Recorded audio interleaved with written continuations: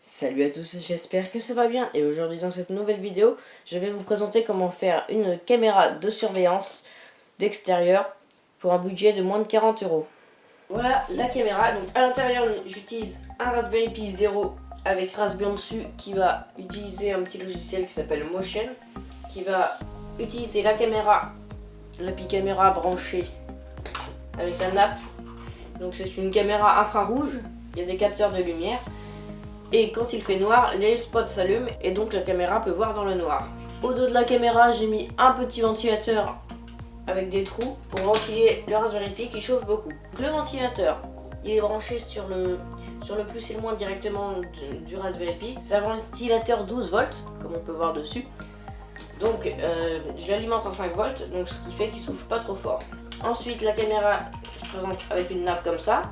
Ce qu'il faut faire, c'est ouvrir le clapet ici, le pencher un petit peu, prendre la nappe, mettre les connecteurs vers le bas comme ça.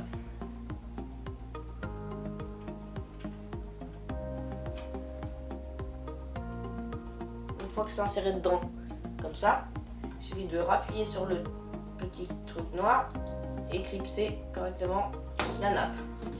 Ensuite, sur les ports USB, il y en a deux. Il y en a un, c'est pour brancher les clés USB via un adaptateur, et l'autre c'est l'alimentation. Donc j'ai branché un câble micro USB pour l'alimentation. Et il y a la carte SD avec l'OS qu'on va aller voir tout de suite. Voilà sur l'ordinateur. Pour commencer, il faut insérer la carte micro SD dans l'ordinateur. Hop, faire annuler. Il va falloir télécharger un petit logiciel qui s'appelle SD Card Formateur, l'administrateur. Ensuite, vous choisissez votre carte SD. Vous vérifiez bien que c'est la vôtre. Donc moi, je sais que c'est la D. Puis vous appuyez sur Format. Et après, vous faites oui. Ensuite, il faut aller sur raspberrypi.org et télécharger la dernière version de Raspbian. Donc on va dans Download. On choisit Raspbian. Donc là, il y a deux choix. Moi, vu que j'utilise un Raspberry Pi 0, donc il n'est pas très puissant, je prends le Lite. Vous faites Download Zip, ça va vous faire un fichier .zip avec une image à l'intérieur.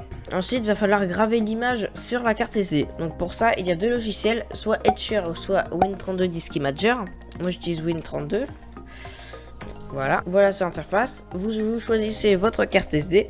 Donc moi, c'est la D, toujours. Donc là, il va falloir choisir son image.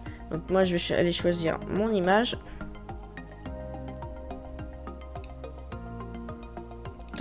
Et donc là je prends la version de Raspbian Lite que j'ai téléchargée en avril, mais ça fait très bien l'affaire vu qu'on fait une mise à jour par la suite.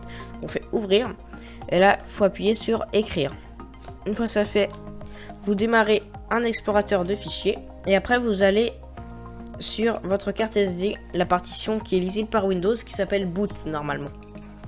Une fois ça fait, vous avez la partition boot. Donc pour se connecter au Raspberry Pi, il va falloir utiliser un protocole SSH. Vu qu'on va pas avoir d'écran, on va pas pouvoir l'activer sur la Raspberry Pi. On va l'activer maintenant. On va faire nouveau, document texte, et là on va tout effacer et taper SSH.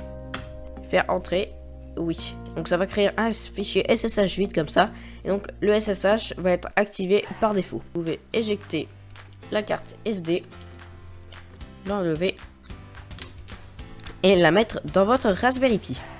Une fois ça fait, dans l'autre petit port USB, vous devez utiliser un adaptateur comme ça, micro USB vers Ethernet, pour connecter votre Raspberry Pi au réseau et pouvoir configurer le Wi-Fi sur votre Raspberry Pi. Une fois qu'il est branché au réseau, on va pouvoir utiliser une application sur mobile qui s'appelle Fing. Il va lister tous les appareils connectés sur le réseau Wi-Fi et donner leur IP.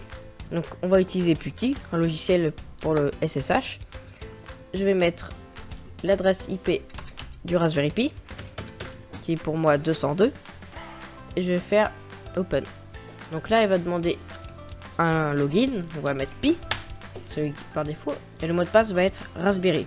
Si vous tapez et que rien s'affiche à l'écran, tout est normal. Sur Linux, les caractères ne s'affichent pas. Après, vous faites Entrée.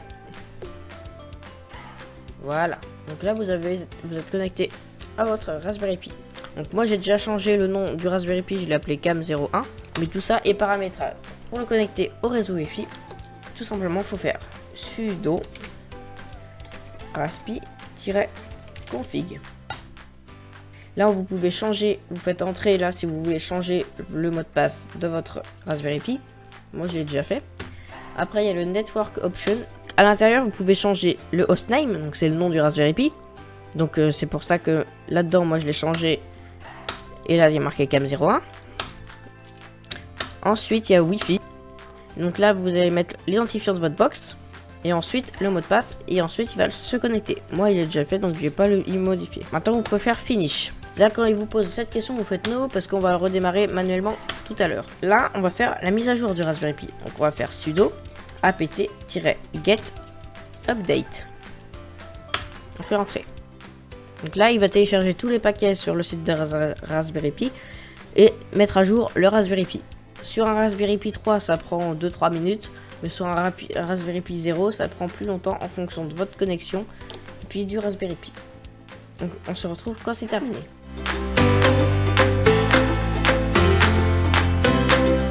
Une fois que le update est fait, il faut faire sudo apt-get upgrade pour finaliser les mises à jour.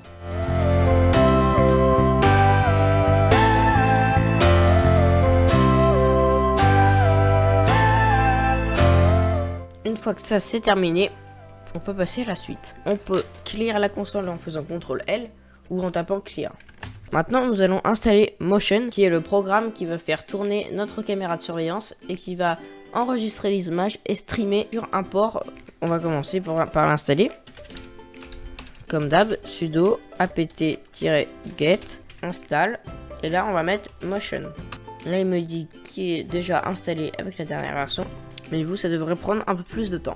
Ce qu'on va faire c'est qu'on va aller modifier les configurations du fichier. Donc on va faire sudo démarrer nano, un éditeur de texte. Et là, on va aller dans /etc/motion. Et on va aller dans motion.conf. Donc là, on est dans le fichier de configuration. Donc le fichier de configuration, je vous le mettrai en téléchargement dans un pastebin. Il suffira juste de copier l'intégralité du fichier là-dedans. Donc je vais vous montrer les grandes lignes. Ici, on peut modifier la résolution de la caméra. Donc moi j'ai mis du 1280 par du 720 parce que je sais que la caméra peut le faire et que le Raspberry Pi peut stocker assez d'images. Mais si c'est une plus petite caméra avec 8 Go de carte SD, peut-être mettre du 420p. Donc là, framerate, c'est le max que ça peut faire. Donc j'ai mis 30 images secondes dans le pire des cas parce qu'après sinon on va saturer. Des parties importantes, la détection de mouvement. Là on a configuré. Là, c'est à configurer soi-même. Le 1500, c'est voir si c'est trop sensible ou pas assez sensible. Et ben, c'est le nombre de pixels qui va changer entre deux images, qui va déclencher détection de mouvement. Là, on a mis en on, c'est que ça va faire dès qu'il y a un mouvement, ça va capturer les images et après ça va faire un film. Et là, on peut faire un timelapse au lieu de faire en mode caméra de surveillance, on peut faire juste un timelapse. Donc là, on va pouvoir choisir les textes. Donc en bas à droite de la caméra, va y avoir marqué l'année, le mois, le jour, et après ça va être l'heure et les minutes. En dessous, à gauche, et bien là, j'ai mis un texte caméra extérieure de devant, par exemple. Donc qui sera affiché sur l'image qu'on verra tout à l'heure. Il y a le nom des fichiers. Là, c'est où est-ce que les images vont être stockées. Donc dans /home/pi/cam. Donc j'ai créé un dossier qui va s'appeler cam et donc tous les fichiers iront dedans. Et en fait, le nom des fichiers, l'année, donc ça va créer un dossier 2018. Le mois, ça va créer, là par exemple on est en août, donc ça va créer un dossier 08. Et là aujourd'hui on est le 8, donc ça va créer un dossier 08. Il va y avoir marqué un fichier avec marqué l'heure, les minutes et les secondes où a été prise. Et pareil pour les films juste en dessous. Donc là on arrive à la partie du stream de l'image. Donc là on peut choisir le port. Si on met 80, c'est qu'on se connecte directement sur l'adresse IP du Raspberry Pi. On n'a rien à toucher dans le navigateur. Moi j'ai mis 80-80. La qualité je la laisse à 50% parce que ça sert à rien que ça soit plus. là j'ai mis 20 au maximum de framerate, j'ai mis à 20. Il faut bien sûr décocher le stream localhost si on veut le voir avec d'autres ordinateurs. Et c'est là qu'on va mettre un identifiant et un mot de passe pour le stream. Donc on va mettre un ici. Et en dessous, quand on descend, ici on met nom utilisateur, 2 points, le mot de passe. Donc le mot de passe il est bien sûr flouté. Et en dessous, on peut modifier ces paramètres dans une page web. Donc, moi pour l'instant j'utilise pas. Donc on peut mettre un port par exemple. Et puis on peut l'activer ou etc. Mais moi je l'utilise pas. Et pareil, on peut mettre un identifiant et un mot de passe. Aussi, quand on descend un peu plus bas dans le fichier, on peut comme ici mettre un événement. Par exemple, dès que un mouvement est détecté, donc là il y a un point virgule, donc c'est qu'il n'est pas activé. Mais dès qu'il y a, il faut enlever le point virgule pour activer. Moi je le laisse désactiver. Mais en gros, on peut dire que quand il y a un mouvement détecté, ça exécute une commande. Donc la commande, c'est là, en gros, ce qu'il faisait, c'est que ça envoyait un mail à mon adresse mail. Ça mettait le message était un mouvement a été détecté par la caméra avant, voilà. Et ensuite, ça avec un petit programme qui s'appelle mute, ça l'envoyait la date, l'heure, et là c'était l'adresse mail, bien sûr qui est floutée. Et on peut faire pareil pour la fin d'un événement. Il y en a plein d'autres. Voilà. Là c'est quand le film a été créé, je mets, et ben ça, c'est pareil, j'envoie un mail avec marqué la vidéo a été capturée. Et donc là ça envoie le fichier. Voilà pour le fichier configuration qui sera disponible dans la description. CTRL X, Y et entrée. Ensuite, pour lancer motion, il suffit de faire sudo motion. Comme ça. Et voilà, la motion est démarrée. Une fois que vous avez démarré motion, c'est bien. Mais le problème, c'est que s'il y a une coupure de courant ou que vous éteignez votre Raspberry Pi, motion ne va pas redémarrer tout seul. Donc pour ça, il va falloir démarrer au démarrage du Raspberry Pi en même temps que tous les autres programmes. Donc pour ça, on va faire sudo tab -e. Ensuite, on va descendre en bas du fichier et il faut marquer @reboot motion. Et après, pareil, CTRL X, Y et entrée. Donc moi je fais pas parce que c'est déjà fait, je fais aucune modification. Voilà. Et maintenant, vous pouvez redémarrer votre Raspberry Pi. Et donc, pour terminer, pour voir le flux vidéo de la caméra, de taper l'adresse IP qu'on a tapé dans Duty. La mienne, c'est 192.168.1.202. Et on va mettre 2 points. Et là, on va mettre le port qu'on a sélectionné. Donc, moi, j'ai mis 80-80. Donc là, moi, j'étais déjà connecté. Mais sinon, et là, on voit bien les voitures passer.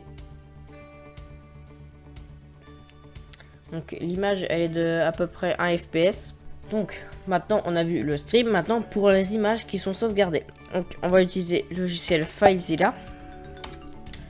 Donc qui est pour le FTP. Voilà. Et donc en fait là on va mettre l'adresse IP du Raspberry Pi. 92.168.1.202. L'identifiant on va mettre Pi.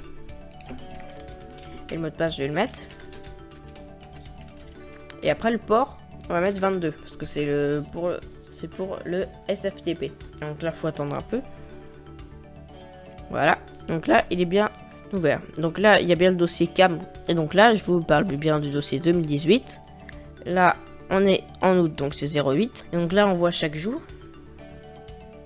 Donc là, 08. Donc là, on a toutes les vidéos.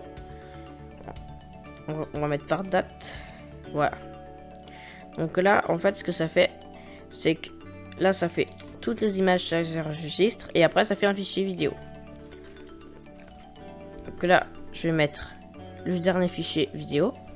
Je vais le copier sur mon PC. Donc ici, il est apparu. Donc quand je le lance, là, c'est la voiture de tout à l'heure qu'on a vu passer. Donc à chaque fois qu'il y a un mouvement, ça crée un fichier. Et après, ça reste quelques secondes. J'espère que la vidéo t'a plu. Si elle t'a plu, pense à t'abonner, à mettre un pouce bleu sur la vidéo. Si tu as des questions ou s'il y a un problème, dis-nous tout ça en commentaire, on y répondra. N'hésite pas à aller faire un tour sur notre site internet. Tous les logiciels que j'utilisais dans la vidéo sont dans la description. Salut!